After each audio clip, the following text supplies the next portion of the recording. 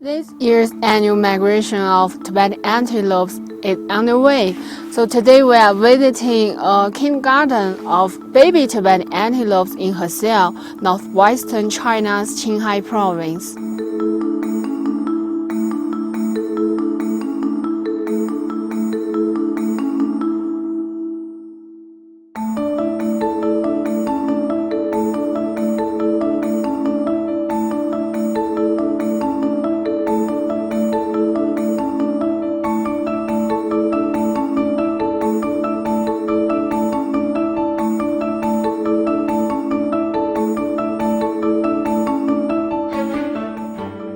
一些小藏羚羊躲避天敌或者迁徙过程当中与羊群失散了，他们刚来到保护站，一些小藏羚羊身体很虚弱，很害怕。白天我们带着小藏羚羊在围栏里活动玩耍，然后太阳落山之前，我们把小藏羚羊休息到那个房子里。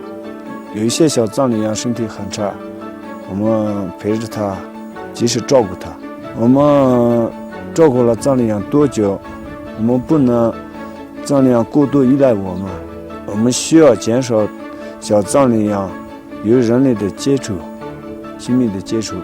等时机成熟以后，小藏羚羊就放回大自然。The Tibetan antelope population declined sharply in 1980s, dropping from 200,000 to 20,000.